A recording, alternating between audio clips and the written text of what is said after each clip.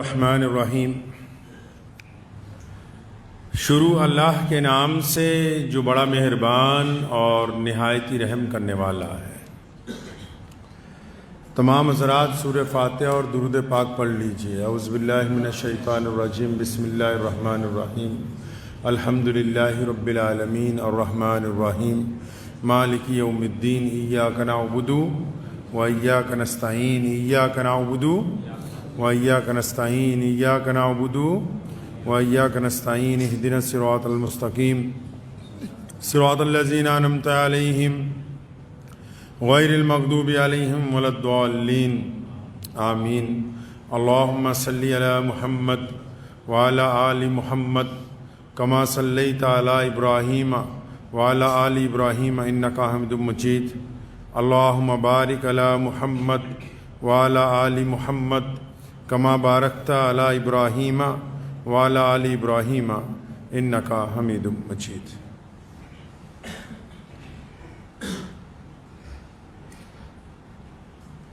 دنیا میں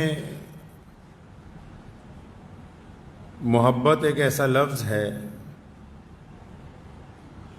جس کو الگ الگ زمروں میں الگ الگ لوگوں کے لیے الگ الگ طریقے کے ساتھ استعمال کیا جاتا ہے۔ اہل ایمان کے لیے حکم ہوا کہ اللہ اور اس کے رسول صلی اللہ علیہ وسلم کی محبت غالب رہنی چاہیے۔ محبت دو دوستوں میں بھی ہوتی ہے، میاں بیوی میں ہوتی ہے، بھائیوں میں ہوتی ہے، بہنوں میں ہوتی ہے، پڑوسیوں میں ہوتی ہے، رشتہ داروں میں ہوتی ہے۔ الگ الگ اس کی مثالیں دی جاتی ہیں، لیکن ایک محبت ایسی ہے جو ہے تو بڑے عروج پر، ہوتی بھی بڑی شدت کے ساتھ ہے، قربانی بھی سب سے زیادہ دیتی ہے، دل میں معجزن بھی سب سے زیادہ ہے۔ ایک ایسی محبت ہے جو اپنا سب کچھ نچھاور کر دیتی ہے، لیکن اکثر دیکھنے میں آتا ہے کہ اس محبت کا ذکر بہت کم ہوتا ہے۔ بہت سارے لوگ سوچ رہے ہوں گے ایسی کون سی محبت ہے جس کا ذکر بہت کم ہوتا ہے، ورنہ لڑکے لڑکیوں کی محبت، لڑکیاں لڑکوں کی محبت، دیندار دین کی محبت، الگ الگ محبتوں کا لوگ ذکر کرتے ہیں، لیکن ایک ایسی محبت ہے جو ہے تو ہمہ وقت معجزن، ہر وقت کام کر رہی ہے، جس کی قربانی سب سے نرالی، جس کا انداز سب سے نرالا، اور جس کی گفتگو کا انداز سب سے نرالا، اور وہ محبت ایسی ہے جو اپنے آپ کو ہمیشہ قربانی کرتی رہتی ہے، اس کے مطالبے میں کچھ وہ محبت مانگ ہی نہیں رہی۔ ورنہ اور جتنی محبتیں ہیں سب کے اوپر بہت کلام لوگوں نے لکھا ہے، بڑا ذکر لوگوں نے کیا ہے، لیکن آج میں جس محبت کا ذکر آپ سے کرنے لگا ہوں کہ بہت کم لوگ اس محبت کی بات کرتے ہیں، ذکر ہی نہیں کرتے۔ کیوں نہیں کرتے؟ کیونکہ جو بندہ اس محبت کو نبھا رہا ہے نا، وہ نبھاتا تو بڑی جانثاری کے ساتھ ہے، اس کو اظہار کرنا نہیں آتا ہے، اظہار نہیں کرنا آتا۔ اب وہ کون سی محبت ہے؟ اب اپنا اپنا ذہن دوڑا رہے ہوں گے بہت سارے لوگ بھی، کون سی وہ محبت ہے؟ یہ جس محبت کا ہم ذکر آپ کے ساتھ کر رہے ہیں، یہ محبت جس کا ہم آپ کے سامنے بات کرنے لگے ہیں، یہ ماں اور بیٹے کی محبت کی بات نہیں ہو رہی،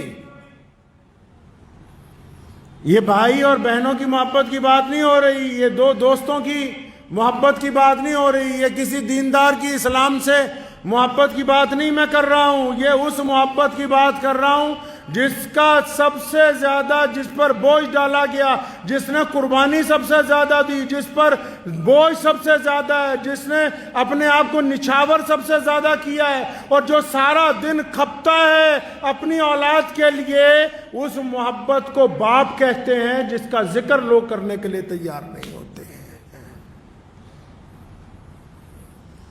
یہ اس انسان کی محبت کی بات کر رہا ہوں جس کو قرآن پاک نے بیان کیا ہے، جس کے لیے نبی علیہ الصلوۃ والسلام نے تاکید فرمائی۔ آپ نے اکثر سنا ہوگا لوگ گاڑیوں پہ لکھ دیتے ہیں کہ ماں کی دعاؤں کا صدقہ، کیوں باپ نے کوئی بد دعا دی تھی؟ اکثر لوگ جو ہیں وہ میں ماؤں کی محبت سے انکار نہیں کر رہا، لیکن میں یہ بات آپ کو ذہن نشین کرانا چاہتا ہوں۔ وہ پنجابی کسی نے شعر کیا ہے نا کہ جس نے سارا میلہ لایا، مطلب اللہ تعالیٰ جس نے ساری دنیا بنائی ہے نا، وہ کہندا جس نے سارا میلہ لایا اس نے پہلا پیو ہی بنایا، مادہ پھر دوجا نمبر لایا، پیواں منگو گل نہیں بنتی۔ جس نے کائنات کو بنایا ہے اللہ نے، جس نے اس زمین کو پیدا کیا، انسان کو بنایا، اس نے سب سے پہلے کس کو بنایا؟ اس نے سب سے کسی چرندے پرندے کو نہیں، کسی درخت کو نہیں، ہواؤں کو نہیں، دریاؤں کو نہیں، ماں کو نہیں، اللہ کریم نے سب سے پہلے کائنات میں جس ذات کو پیدا کیا وہ انسانوں کا باپ ہے، وہ سیدنا آدم علیہ السلام کی ذات ہے۔ ایک شخص گیا پیارے نبی صلی اللہ علیہ وسلم کے پاس، شکایت کر دی جا کے، یا رسول اللہ میرا باپ جو ہے نا میری غیر موجودگی میں میرے کمرے میں جا کے میرے سامان چھیڑ دیتا ہے۔ باپ اولڈ ہو گئے نا، مطلب وہ دکیانوس ہو گئے آج کی اولاد کے نزدیک۔ اولاد کو زیادہ پتا ہے کہ کیا کھانا ہے کیا پہننا ہے، تو جا کے شکایت کر دی اللہ کے پیارے نبی صلی اللہ علیہ وسلم کے پاس کہ یا رسول اللہ میرا باپ نا میرے گھر میں جب میں جاتا ہوں میرا مال ادھر ادھر کر دیتا ہے، کہ میرے پیسے بنا پوچھے مجھ سے خرچ دیتا ہے، کسی کو اٹھا کے دے دیتا ہے۔ تو قانون تو دنیا کو یہی کہتا ہے کہ وراثت میں سے جو ملے سو ملے، جو خود کمایا ہو اس میں کسی کا دخل نہیں ہے۔ اللہ کے نبی علیہ السلام نے اس کی بات جب سنی تو ایک صحابی کو بھیجا کہ فلاں شخص کو بلا کے لاؤ جس کا بیٹا شکایت کے لیے آیا ہے۔ اب وہ بندہ گیا، اس نے جا کے اس بندے کو کہا کہ تیرے بیٹے نے اللہ کے نبی علیہ السلام کے پاس تیری شکایت کر دی ہے، چل تجھے بلا رہے ہیں۔ اب جب یہ گھر سے چلا، جس کی شکایت ہے، جس کی پیشی ہونی ہے، باپ جب گھر سے چلا کہ بیٹے نے شکایت کر دی نبی علیہ السلام کی حضور، تو باپ راستے میں کچھ گنگنا رہا ہے، اپنے دل کے اندر کچھ باتیں کر رہا ہے۔ کیا باتیں کر رہا ہے؟ کہتا ہے یار دیکھ اس نے جا کے رسول اللہ کے پاس میری شکایت کر دی ہے، اور دل میں اس نے بہت ساری باتیں اپنے بیٹے کے متعلق سوچی۔ ابھی جب وہ پہنچا دربار رسالت صلی اللہ علیہ وسلم میں تو یہ ہونا تو یہ چاہیے تھا کہ رسول اللہ اس سے پوچھتے کہ ہاں بھائی تم کیا کرتے ہو، کیوں اپنے بیٹے کا مال خرچ کرتے ہو، کیوں اس کا سامان خرد برد کر دیتے ہو۔ اس سے پہلے جبریل آ گئے اور رسول اللہ کو کہا کہ پیارے کریم رسول اللہ فرماتے ہیں کہ یہ جو بندہ آ گیا یہ سارے رستے اپنے بیٹے کے متعلق شعر پڑھتا آیا ہے، جو زبان تک نہیں لایا، دل میں تھے، دماغ میں تھے، ذہن میں تھے، باقی باتیں بعد میں ہوں گی۔ اس کو کہیے کہ جو راستے میں جو شعر تو لکھتا آیا، جو اپنے دل میں کرتا آیا، پہلے وہ تو سنا، اگلا قصہ بعد میں ہوگا۔ اب جب پیارے نبی کہیے صلی اللہ علیہ وسلم نے اس کو یہ بات کہی نا باپ کو کہ وہ راستے بھر کیا گنگناتے آئے، تو بڑا حیران رہ گیا۔ دوبارہ کہنے لگا کہ اشہدو اللہ الہ الا اللہ وحدہ لا شریک لہ واشہدو ان محمدن عبدہ ورسولہ۔ کہنا یا رسول اللہ ایمان اور بڑھ گیا، کیونکہ جو راستے میں میں نے اپنے آپ سے گفتگو کی وہ تو بس میں ہی جانتا ہوں یا میرا رب جانتا ہے، آپ تک اطلاع پہنچ گئی، میں پھر گواہی دیتا ہوں کہ آپ اللہ کے سچے رسول ہیں۔ تو نبی علیہ الصلوۃ والسلام نے اسے کہا کہ اچھا بتاؤ تو صحیح تم راستے بھر کیا باتیں کرتے آئے؟ کہنے لگا یا رسول اللہ جب مجھے پتہ لگا نا کہ میرے بیٹے نے آپ کے پاس شکایت کر دی، آپ کے دربار میں پہنچ گیا، جب میں اپنے گھر سے چلا میں نے جوتیاں پہنی اور جب میں نکلا سڑک کے اوپر میرے دل میں خیال آیا کہ عبد الرحمن جو بھی ان کا نام ہوگا کہ تیرے گھر میں جب یہ بچہ پیدا ہوا تھا نا تیرا سر فخر سے اوپر اٹھ گیا اور تو خوشی سے ناچتا پھرتا تھا، لوگوں کو کہتا تھا دیکھو میرے گھر بیٹا ہوا ہے۔ اس واقعے پہ مجھے ایک کندیاں شریف پاکستان میں ایک بہت بڑی خانقاہ ہے، تو ان کے جو پیر تھے یہاں ملا پور لدھیانہ کے رہنے والے تھے، تو حضرت کو وہاں ٹیلی گرام گیا کہ حضرت آپ کے گھر بیٹا پیدا ہوا ہے۔ مجلس لگی ہوئی تھی، مریدوں کو پتہ لگا سن 1946 کے قریب کی بات ہے، تو زار و قطار رونے لگے۔ لوگوں نے پوچھا حضرت خوشی کی بات ہے؟ فرمایا خوشی تو اس بات کی ہے نا کہ اللہ نے بیٹا دیا، ڈرتا اس بات سے ہوں کہ بڑا ہو کے کہیں میری بدنامی کا باعث نہ بن جائے، اللہ اس کا مقدر اچھا کر دے۔ تو وہ شخص نبی علیہ الصلوۃ والسلام کے سامنے کھڑا ہے اور نبی علیہ الصلوۃ والسلام کو جبریل علیہ السلام نے پہلے سے ہی بتا دیا، کہنے لگا یا رسول اللہ میں نے یہ دل میں سوچا کہ یہ جب پیدا ہوا تھا نا سب سے زیادہ خوش میں تھا، اس کی ماں سے بھی زیادہ میں ہی خوش تھا۔ اور کہتا پھر میں نے مٹھائیاں بانٹی، لوگوں کو اپنے گھر پہ دعوت پہ بلایا کہ دیکھو مجھے اللہ نے بیٹا دیا۔ اور پھر کہنے لگا کہ جب یہ چند مہینے کا تھا یہ ساری رات سوتا نہیں تھا، اس کی ماں تھک جاتی تھی میں کندھے پہ لگا کے اس کو پھرتا تھا۔ یہ جو بچہ شکایت لے کے آیا رسول اللہ کے پاس اپنے والد کی، فرمایا یا رسول اللہ میں تو ساری رات اس کو اپنے کندھے سے اپنی چھاتی سے لگا کے اگر میرے قدم رکتے تھے یہ رونے لگتا تھا، میں پھر چلنے لگتا ساری رات۔ فرمایا یا رسول اللہ پھر ایک ایسا وقت آیا یہ بڑا بیمار ہو گیا، جب یہ سخت بیمار ہوا مجھے اور میری بیوی کو اندیشہ ہوا کہ کہیں اس کی جان نہ نکل جائے۔ ہماری حیثیت نہیں تھی کہ ہم بڑے بڑے حکیموں کو پیسے دیتے، بڑے بڑے ڈاکٹروں کو پیسے دیتے، ہم نے اپنا تن بیچ کر اپنا سامان بیچ کے اس کا علاج اس وقت تک اس کا علاج کرایا جب تک اللہ نے اس کو واپس شفا نہیں دیتی۔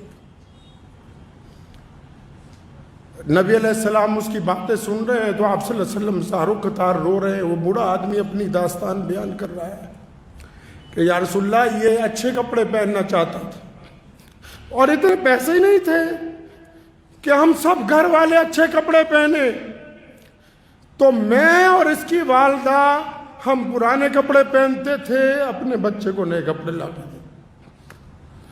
اور پھر اس نے کہا کہ یا رسول اللہ اس کو ہم نے پڑھنے کے لیے بھیجا، جہاں ہم مزدوری کرتے تھے وہ لوگ تانے دیتے تھے کہاں ادھر ادھر چلا جاتا تھا، میں نے لوگوں کی گالیاں سن کے اس کو وقت پر مدرسے بھیجا، اس کو وقت پر اسکول پہنچاتا رہا، پھر اس کو لے کے آتا رہا کہ کوئی اس کو تکلیف نہ پہنچائے، لوگوں کے تانے سنتا رہا، لیکن میں نے اس کو پڑھایا، اپنے سے بہتر پڑھایا اس کو۔ یا رسول اللہ میں جوان تھا، اس بوڑھے نے کہا یا رسول اللہ میں جوان تھا، میری ہڈیوں میں سے جو گوشت ہے، میری ہڈیوں میں جو خون ہے، میں نے اس انداز سے محنت کی اپنی اولاد کے لیے کہ آپ یہ دیکھیں یہ 25-30 سال کے بعد میرا گوشت، میری طاقت، میرا خون وہ اس میں منتقل ہو گیا ہے، یہ اب جوان نظر آتا ہے اور میں بوڑھا ہو گیا ہوں۔ اور میرا یہ خواب تھا کہ جب میرا بچہ بالکل جوان ہو جائے گا تو یہ پھل دے گا مجھے۔ نبی علیہ الصلوۃ والسلام نے جب اس کی یہ باتیں سنی نا اس بوڑھے آدمی کی، تو اس نوجوان کو جو قریب میں بیٹھا ہوا تھا جس نے اپنے باپ کی شکایت لگائی تھی، اس کو یہاں سے ایسے گریبان سے ایسے پکڑا، فرمایا سن تو اور تیرا مال تیرے باپ کا ہے، تو اور تیرا مال تیرے باپ کا ہے، تو اور تیرا مال تیرے باپ کا ہے. فرمایا یہ جو تیری شخصیت ہے, یہ جو تیری زندگی ہے, جو کچھ تو نے کمایا ہے.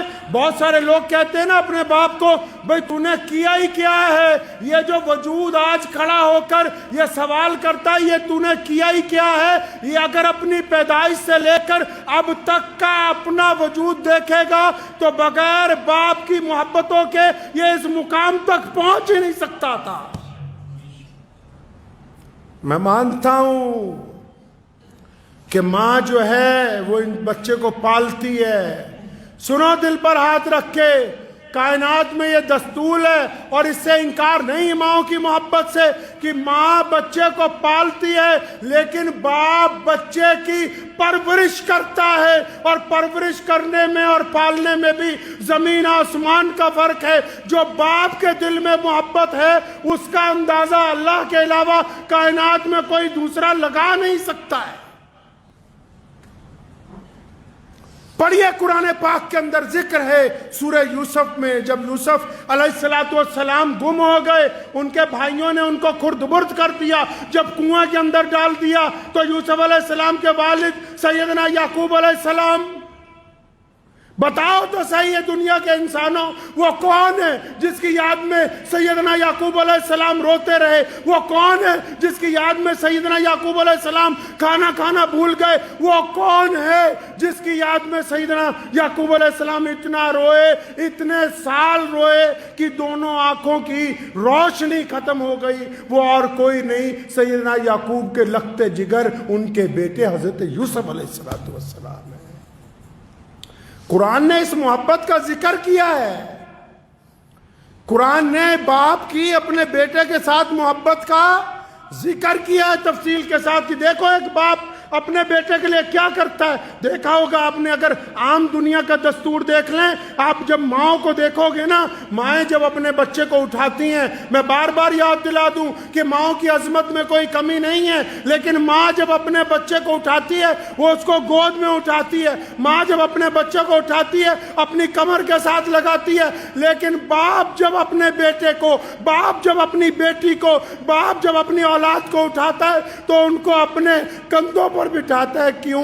کیونکہ باپ چاہتا ہے کہ جہاں تک میں نہیں دیکھ سکتا میرا بیٹا وہاں تک دیکھے, کیونکہ باپ یہ چاہتا ہے. اللہ نے اس کے اندر یہ صفت رکھی ہے.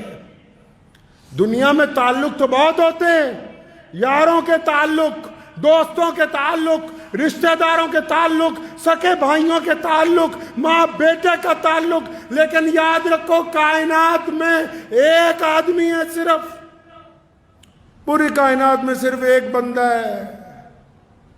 کون جی؟ جب بندہ ترقی کرتا ہے نا, جب بندہ ترقی کرتا ہے نا, کئی بار بھائیوں کے دل میں آ جاتی ہے کاش اس کی جگہ ہم ہوتے. کئی بار یاروں کے دل میں بھی تھوڑی سی آ جاتی ہے کہ کاش ہم نہ ہوتے اس کی جگہ. اور بڑی بات کہتا ہوں, بعض اوقات ماؤں کے دل میں آ جاتی کہ فلاں کی جگہ میری فلاں اولاد آگے ہوتی ان میں سے, لیکن صرف باپ ایک ایسی شخصیت ہے کائنات میں جس کی یہ تمنا ہے, جس کی یہ آرزو ہے کہ میرا بیٹا مجھ سے چند قدم آگے جائے, میرا بیٹا اس مقام تک پہنچے جہاں تک میں نہیں پہنچا. یہ اگر ظرف اللہ نے کسی کو عطا کیا, یہ طاقت اللہ نے اگر کسی کو عطا کی, یہ محبتیں اللہ نے اگر کسی کو عطا کی ہیں تو صرف ایک باپ کو عطا کی ہے. وہ یہ باپ کے اندر صفت ہے کہ جب باپ کی ذکر کیوں نہیں ہوتا؟ کیونکہ باپ اصل میں پیار تو بہت کرتا ہے, لیکن جب اولاد بڑی ہوتی ہے نا تو اس کو چھاتی سے لگاتا ہوا جھجکتا ہے, تھوڑا ڈرتا ہے, لیکن یہ محبت ماں سے زیادہ کرتا ہے. آپ جتنے مرضی اس کو خرچے بتاتے رہیں یہ انکار ہی نہیں کرے گا, یہ کہے گا ہی نہیں کہ تم ایسا کیوں کر رہے ہو. اور جب یہ آپ کو جھڑکتا ہے نا, جب یہ آپ کو ڈانٹتا ہے نا, کبھی الگ پوچھ لیجئے گا اپنی والدہ سے, جب یہ کبھی آپ کو جھڑکتا بھی ہے, ڈانٹتا بھی ہے, تو آپ کی ماں کے کہنے پہ ڈانٹتا ہے, ورنہ یہ اپنی اولاد کو ڈانٹنا ہی نہیں چاہتا. تو ماں کہتی ہے اس کو کہ ذرا رو بھی نہیں لگتا, تو بچوں کے اوپر تیرا اختیار ہی نہیں, جب وہ کہتی ہے تو یہ پھر بچوں کو ڈانٹتا ہے، ورنہ یہ بچوں کو ڈانٹنے کے لیے تیار ہی نہیں ہے۔ اللہ نے یہ محبت ہی پھر ذکر کیا قرآن نے دوبارہ، کہاں؟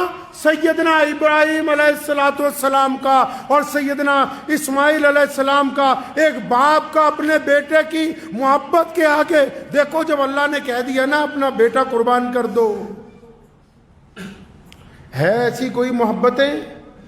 کیا پڑھا ہے کبھی قرآن پاک اس زاویے کے ساتھ، جس نے بار بار کہا کہ اپنے ماں باپ کے ساتھ احسان کا معاملہ کرنا،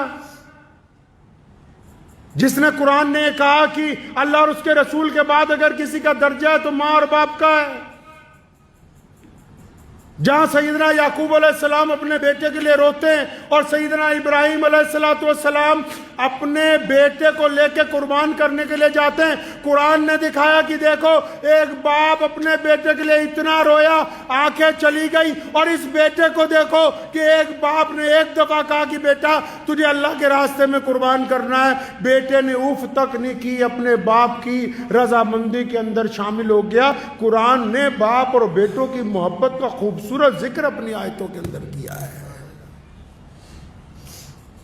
یہ وہ رشتہ ہے، یہ وہ تعلق ہے جس کا لوگ ذکر ہی نہیں کرتے، بتاتے ہی نہیں۔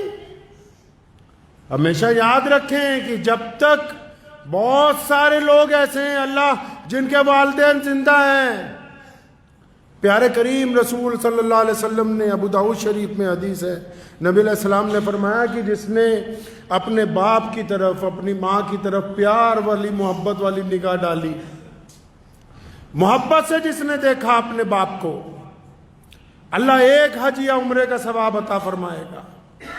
جس نے محبت کے ساتھ اپنے والدین کو دیکھا، اب جن لوگوں کے والد موجود ہیں، جن کا باپ گھر کے اندر موجود ہے، جن کو ایسا لگتا ہے کہ اس میں کچھ تلخی آ گئی، تو قرآن نے یہ کیوں کہا کہ جب ماں باپ بوڑھے ہو جائیں تو ان کے آگے اف نہ کرنا؟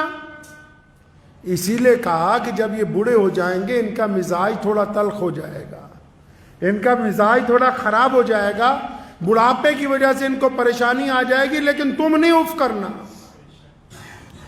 اچھا، جب تک انسانوں کی بھی ایک فطرت ہے، جب تک نعمت اپنے ہاتھ میں ہو تو اس کی ہم قدر، جب تک نعمت ہاتھ میں ہو اس کی قدر نہیں کرتے، اور اگر نعمت ہاتھ سے چلی جائے تو، نعمت ہاتھ سے چلی جائے تو پھر یاد کرتے کاش ہمارے پاس یہ نعمت ہوتی۔ جن لوگوں کے ماں باپ ان کے پاس ہیں، سنو دل کو تھام کے، میں آپ کو ایک قصہ سناتا ہوں۔ جس دن نبی اکرم صلی اللہ تعالی علیہ وسلم نے مکہ المکرمہ کو فتح کیا، اس رات وہ اپنی بہن سیدنا ام ہانی رضی اللہ تعالی عنہ کے گھر گئے ہیں۔ پیارے نبی صلی اللہ علیہ وسلم ام ہانی کے گھر پہنچے تو رات کا وقت ہے، پوچھا کھانے کے لیے کچھ ہے؟ یا رسول اللہ کچھ نہیں، ایک باسی روٹی ہے۔ سرکے کے ساتھ باسی روٹی نبی علیہ السلام کو پیش کی گئی۔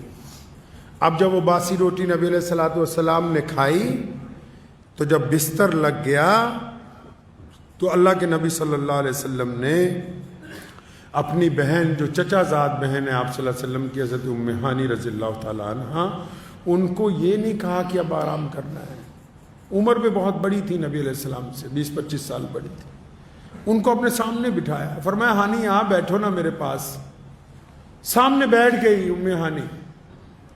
اب جب ام ہانی سامنے بیٹھ گئی ہے نا، اس رات جتنی گفتگو ہوئی ہے وہ دینی مسائل پر نہیں تھی، عبادت پر نہیں تھی، حقوق العباد پر نہیں تھی۔ ہم تو جو جس کام کا ٹھیکیدار بن گیا، دین کا ٹھیکیدار ہے، دین کی باتیں کرے گا، کاروباری ہے تو کاروبار کی باتیں کرے گا، سیاستدان ہے تو سیاست کی باتیں کرے گا۔ نبی علیہ السلام نے اس رات کیا بات کی؟ حضرت ام ہانی رضی اللہ تعالیٰ عنہ جب سامنے بیٹھی ہیں، اس میں سے صرف گفتگو کا مختصر حصہ میں آپ کی گوش گزار کرنا چاہتا ہوں۔ ام ہانی جب بیٹھ گئیں، آپ کے جو بھانجے وغیرہ تھے وہ بھی ساتھ میں بیٹھ گئے، تو کریم رسول صلی اللہ علیہ وسلم نے جو اپنی گفتگو شروع کی تو فرمانے لگے، ہانی آپ تو عمر میں مجھ سے بڑی ہے نا، یہ کون کہہ رہا ہے؟ کون کہہ رہا ہے جی؟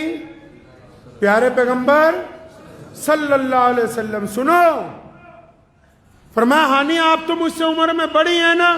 جی یا رسول اللہ میں آپ سے بڑی ہوں. اور نبی علیہ السلام کی آنکھوں میں آنسو آ گئے. فرمایا ہانی یہ تو بتا، میں جب پیدا ہونے والا تھا 2-3 مہینے پہلے میرے والد حضرت عبداللہ کا انتقال ہو گیا، وہ اس دنیا سے چلے گئے، تو میں تو اپنا پیو نہیں تکیا.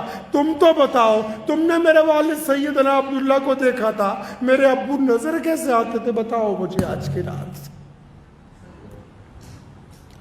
فرمایا بتاؤ صحیح، ان کا چہرہ کیسا تھا، ان کے خد و خال کیسے تھے، بولتے کیسے تھے، چلتے کیسے تھے. اور ام ہانی نے پھر سیدنا عبداللہ کی عظمت بیان کی ہے، اور ان کی شرافت بیان کی ہے، ان کا قد و کاٹ بیان کیا، ان کی خوبصورتی بیان کی. نبی علیہ السلام اپنے والد کو یاد کرتے، اور آپ صلی اللہ علیہ وسلم آپ دیدہ ہو جاتے کہ میں نے اپنے باپ کو نہیں دیکھا.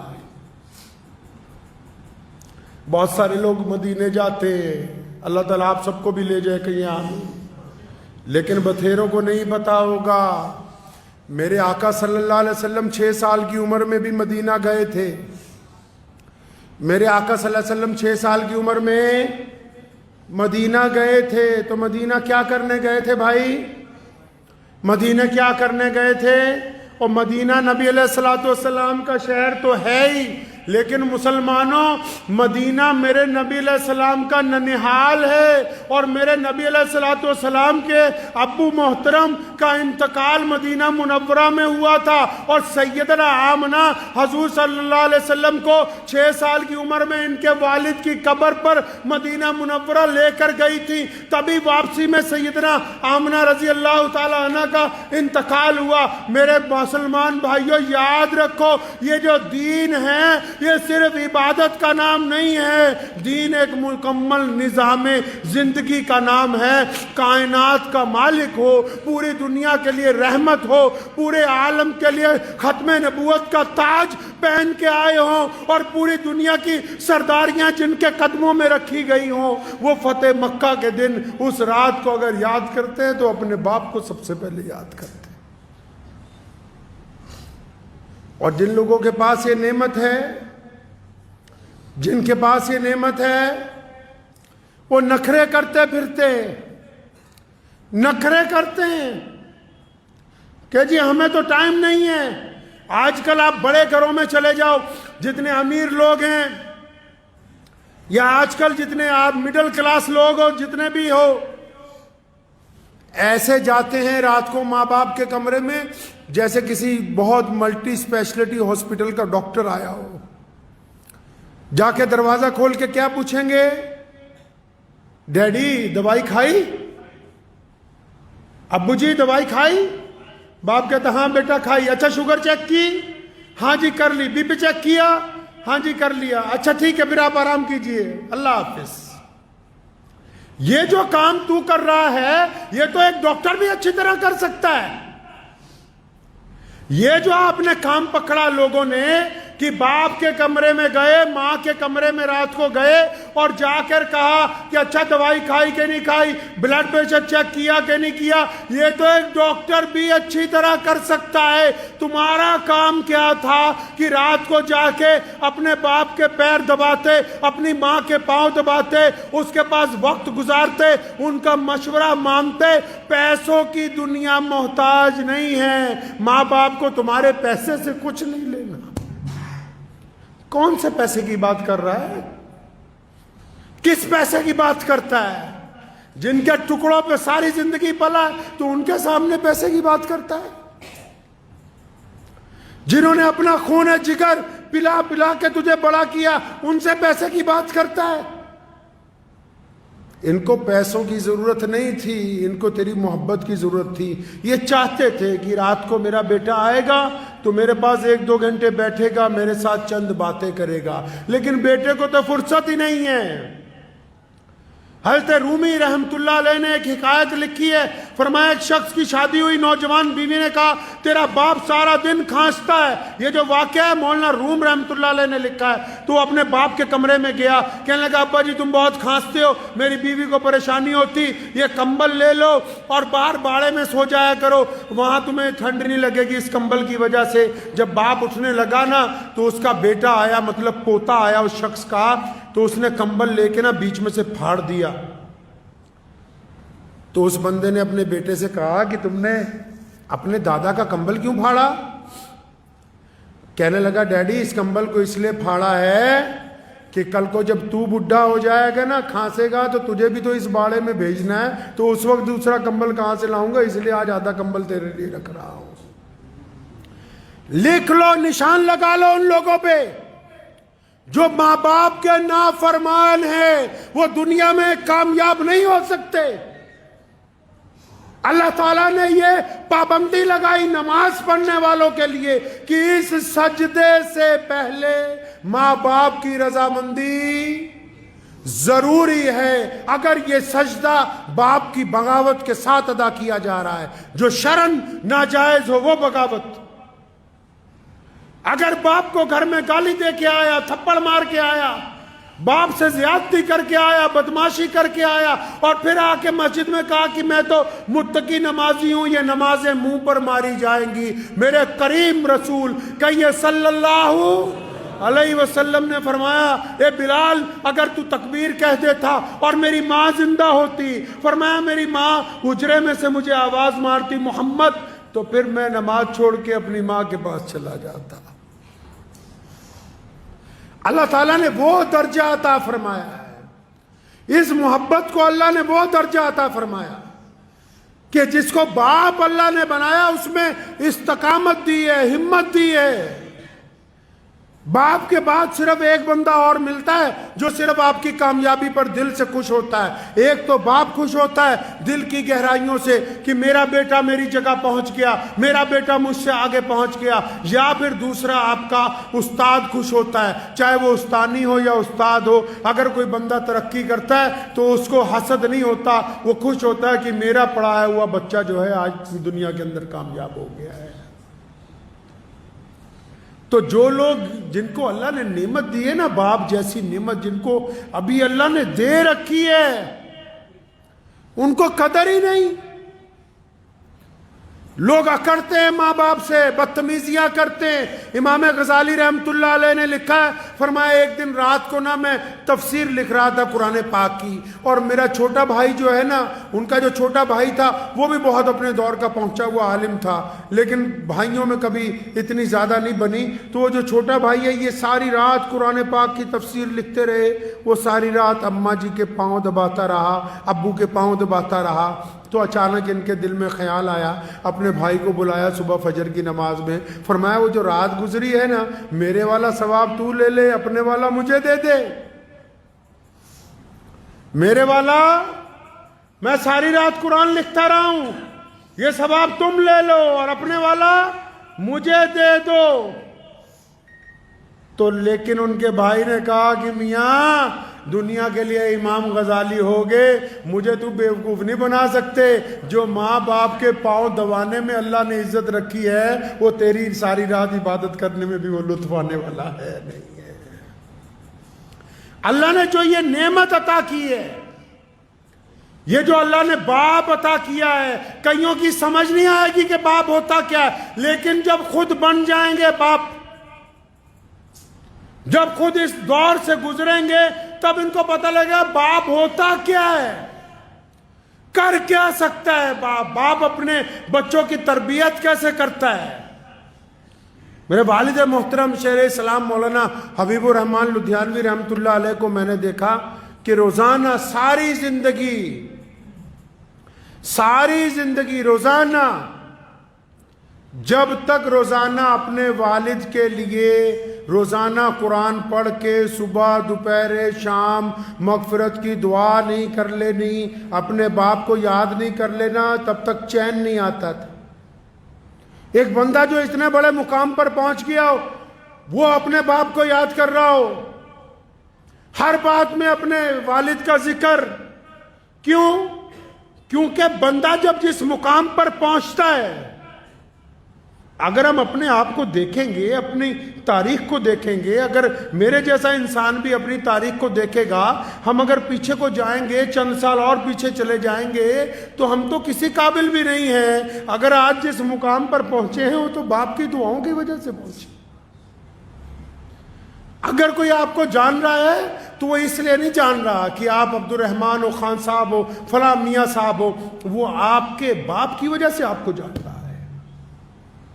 یہ جو نعمت اللہ تبارک و تعالیٰ نے آپ کو عطا کر دی، جو اگر آپ اس کی نافرمانی کریں گے، امام غزالی رحمۃ اللہ علیہ نے لکھا ہے اپنے مکتوبات میں کہ ماں باپ کے نافرمان کو دنیا میں سزا ملنی طے ہے۔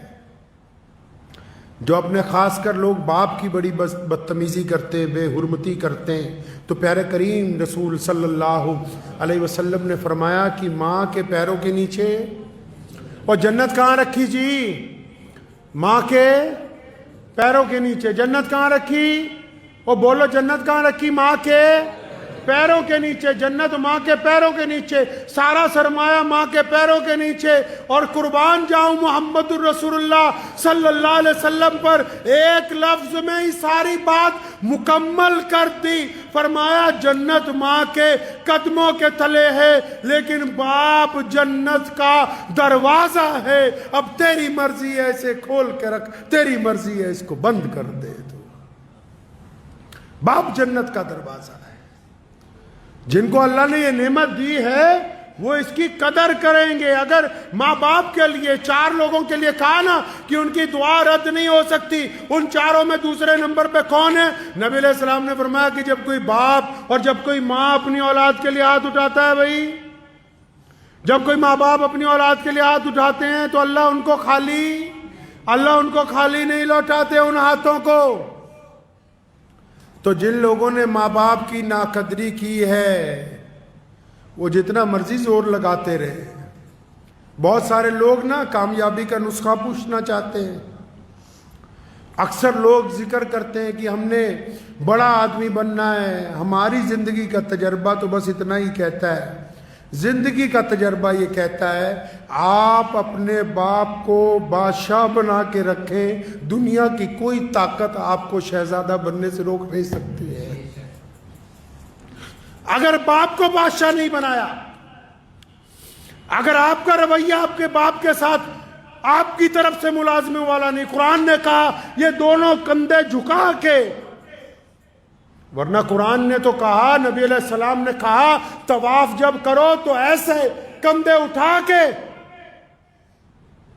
کہ دشمن یہ نہ سمجھے کہ تم کمزور ہو۔ لیکن جب ماں باپ کی بات آئی تو فرمایا یہ دونوں کندھے جھکا کے اپنے ماں باپ کے سامنے بڑی عاجزی کے ساتھ، بڑی انکساری کے ساتھ ان کے ساتھ پیش آؤ، کیونکہ یہ ایک ایسی دولت ہے جس دن آپ کے ہاتھ سے چلی جائے گی آپ یاد کرو گے آپ کو ملے گی نہیں،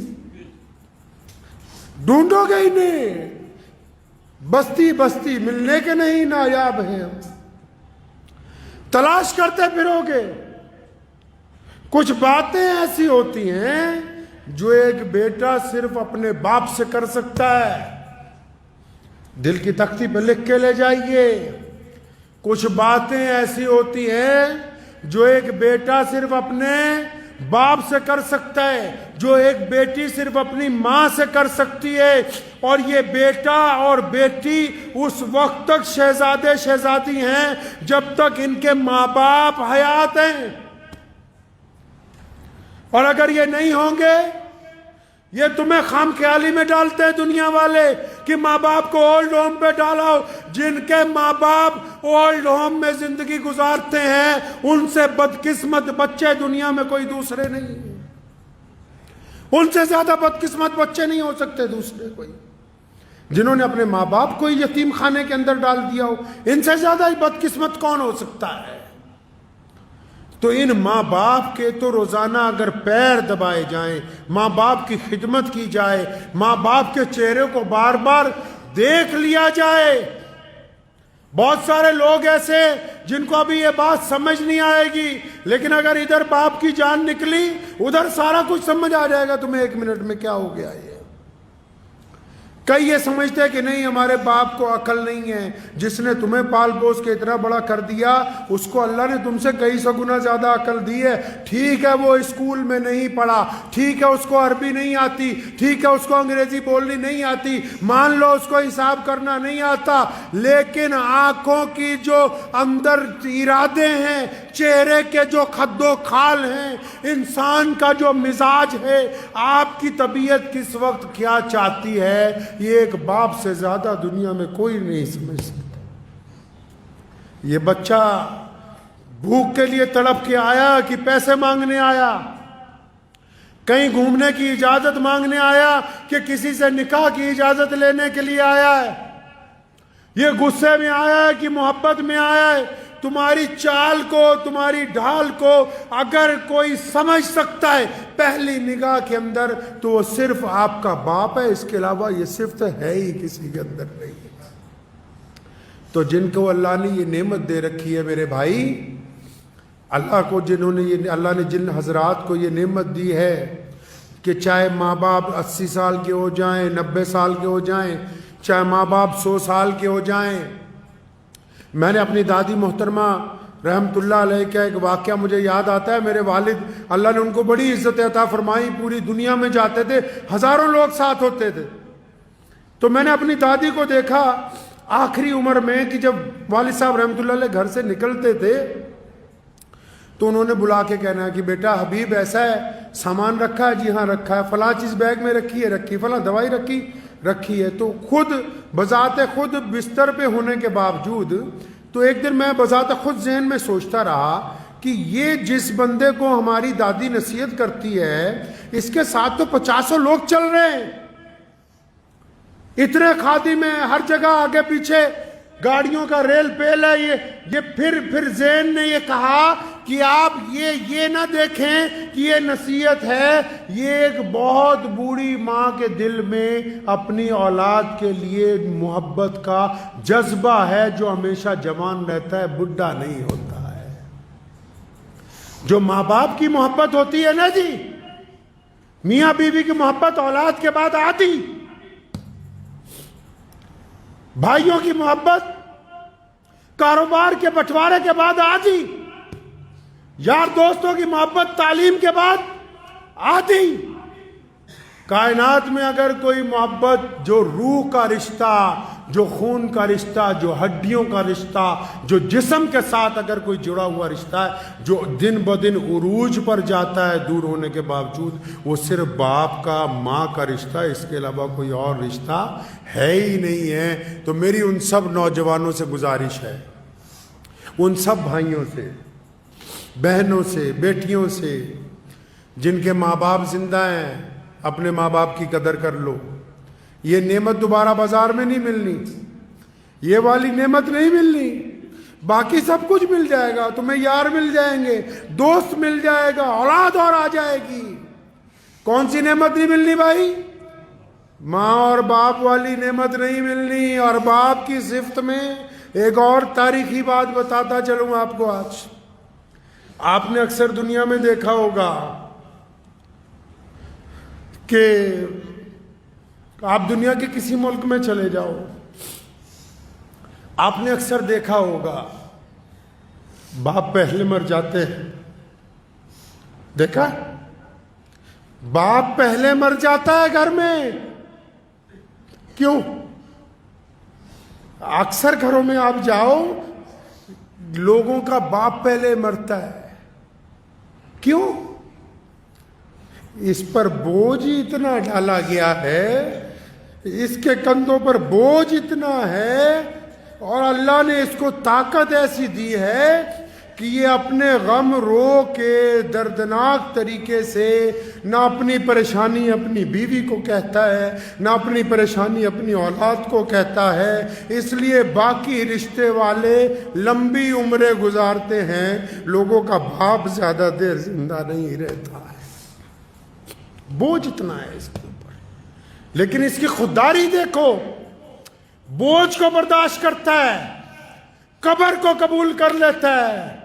اور قربان جاؤں حدیث پاک میں آیا قیامت والے دن ماں باپ کی تڑپ بچوں کے لیے ختم نہیں ہوگی. جنت میں چلے جائیں گے تب بھی اللہ سے سوال کریں گے ماں بھی اور باپ بھی کہ یا اللہ ساڈے بچے کتے، بچے کہاں ہیں. اور پھر اللہ نے بڑی شان رکھی ہے ان کی، اللہ نے ماں باپ کی بڑی شان رکھی ہے. پھر یہ نہیں کہا کہ جاؤ اپنے بچوں سے مل لو فلاں جنت کے فلاں محل میں ہے، نہیں، فرشتوں کو حکم ہوتا ہے کیونکہ یہ ماں باپ ہیں بڑی عظمت والے ہیں، ان کے بچوں کو بولو کہ آ کر ان کے ساتھ ملاقات کر لے، یہ نہیں چاہیں گے ملنے کے. تو ہمیشہ اس رشتے کی قدر کیجئے. اگر باپ میں کچھ تلخی ہے، مزاج میں گرمی ہے، تو اپنی محبت کی طاقت سے اس کو تبدیل کیجئے، اپنے گھر کو خوشگوار بنائیے. اور یاد رکھو بس کسی پیر بابے کے پاس جاؤ کوئی بات نہیں، لیکن اپنے باپ کے پیر پکڑ لو، اپنی ماں کے پیر پکڑ لو، اپنے باپ سے روز دعا کروا لیا کرو، اپنی ماں سے روز دعا کروا لیا کرو. جن کے ماں باپ نہیں ہیں ان کی مغفرت کی روز دعائیں مانگ لیا کرو. اور جس بندے کے ماں باپ اس کے لیے روز دعا کرتے ہو، دنیا کا بڑے سے بڑا بادشاہ بھی اگر اس کے ساتھ ٹکرائے گا تو وہ زمین پر گر جائے گا. ماں باپ کی دعا کے آگے دنیا کی کوئی طاقت ٹک نہیں سکتی. وآخر دعوانا ان الحمدللہ رب العالمین.